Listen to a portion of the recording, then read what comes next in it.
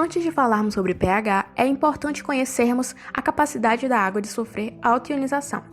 Isso acontece porque a água é um composto anfótero, sendo capaz de agir tanto como um ácido como quanto uma base. Logo, uma vez que ácidos e bases reagem um com o outro, a água pode reagir com ela mesma. Quando dizemos que a água está se autoionizando, nada mais é que a formação de H+ e OH-. Como podemos ver a partir da equação, uma molécula de água está doando um próton e agindo como um ácido, enquanto outra molécula de água aceita o próton, agindo como uma base. Isso resulta na formação de íons hidrônio e hidroxila. Em amostras de águas puras, essas concentrações de íons hidrônio e hidroxila devem ser iguais. Isso porque a água é um ácido fraco e uma base fraca. Esses íons hidrônio e hidroxilas existem em uma concentração muito pequenas em relação à água não ionizada, e nós descobrimos isso através da constante de autoionização da água ou constante de equilíbrio. Ao calcularmos a constante de equilíbrio a 25 graus Celsius, usando a concentração de íons hidrônio, temos que o pH da água pura é 7. Logo, é só substituirmos na fórmula, resultando em 10 elevado a menos 7 molar a 25 graus Celsius. Na última seção, nós vimos que o íon hidrônio e a hidroxila são formados em uma razão molar de 1:1. Assim, nós podemos usar essa relação para calcular a concentração de hidroxila na água pura. Dessa forma, basta igualarmos a concentração de OH- à concentração de íons hidrônio e obteremos 10 elevado a menos 7 molar a 25 graus Celsius. Isso é um pouco difícil de visualizar, mas 10 elevado a menos 7 é um número extremamente pequeno dentro de uma amostra de água. Somente uma pequena fração das moléculas estarão na forma ionizada. Agora, conhecendo a concentração tanto de íons hidrônio quanto de OH-, nós podemos calcular a constante de equilíbrio. É só substituirmos agora os valores na fórmula, obtendo 10 elevado a menos 14, o que pode evidenciar o equilíbrio.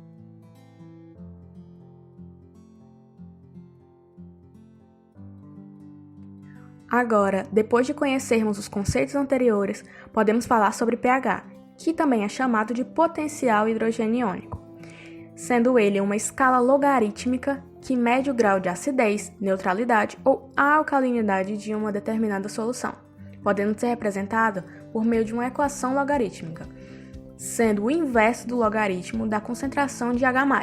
Por essa definição, o pH neutro define-se como sendo numericamente igual a 7.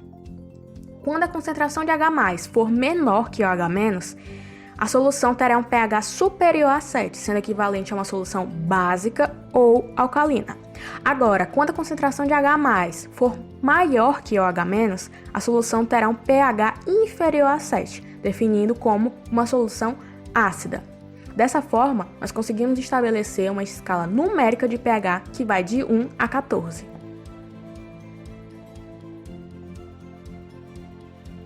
E qual a importância do pH, afinal? O pH é importante em diversas áreas do nosso cotidiano. Por exemplo, na agricultura, é utilizado para corrigir o pH do solo, de forma que o solo esteja adequado para a plantação, garantindo assim uma eficiência na absorção de nutrientes. Ou até mesmo na questão de enzimas no corpo humano, em que elas precisam de um pH adequado para o funcionamento. Uma alteração de pH pode levar à inativação das enzimas.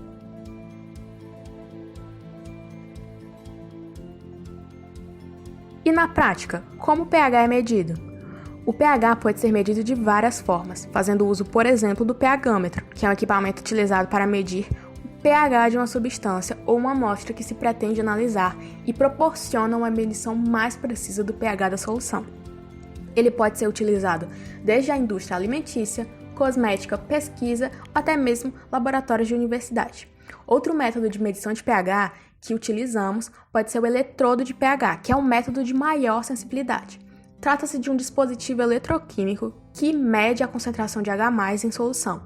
Nesse método, o eletrodo é parcialmente submergido na solução a medir. Produz, então, uma corrente elétrica proporcional à concentração de H+, que é convertida a um valor numérico. Para leituras de menor sensibilidade, podemos usar fitas de pH ou soluções indicadoras. Essas soluções indicadoras mudam de cor no chamado ponto de viragem, tendo uma determinada cor abaixo desse valor de pH e outra acima. São compostos de 5 indicadores de ácido base e faixas de diferentes cores de maior precisão.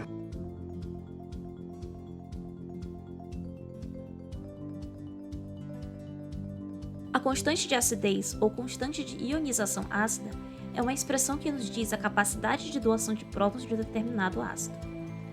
Não é só a água que se ioniza, muitas substâncias também ionizam-se em solução aquosa. São chamados ácidos, se provocam redução no pH da solução, ou as bases, se aumentam o pH.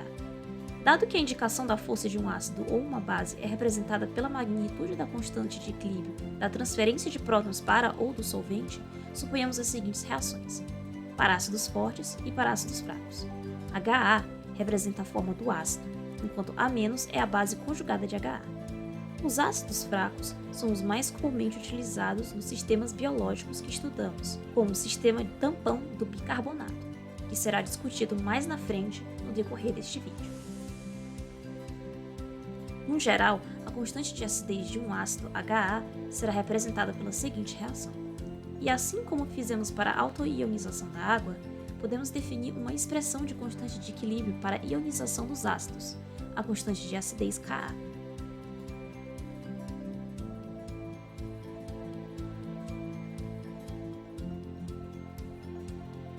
A constante de acidez é comumente registrada na forma de seus logaritmos negativos. Da mesma forma como se definiu o pH anteriormente, é possível definir o pKa de um ácido, sendo este o logaritmo do inverso de Ka.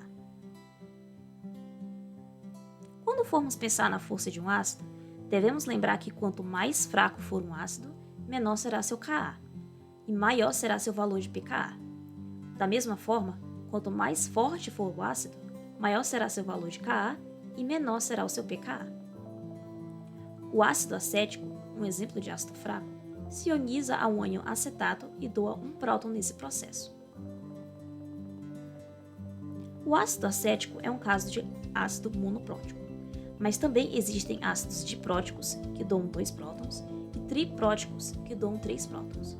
Os ácidos que doam mais de um próton têm constantes de acidez específicas para cada ionização.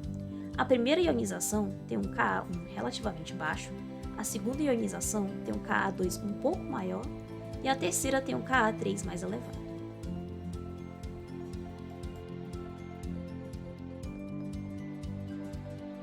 Como vimos, ácidos e bases, quando colocados em solução, formam íons, alterando o pH do meio. Algumas substâncias, como ácidos e bases fracas, apresentam uma tendência a resistir a alterações no valor do pH. Estas são chamadas de tampões. Soluções tampões, normalmente compostas de um ácido fraco e sua base conjugada, tendem a manter o pH do meio estável, devido à constante de equilíbrio, deslocando a reação para a manutenção do equilíbrio no meio. Quando fazemos a curva de titulação de um ácido ou de uma base fraca, conseguimos notar essa resistência à variação no valor do pH.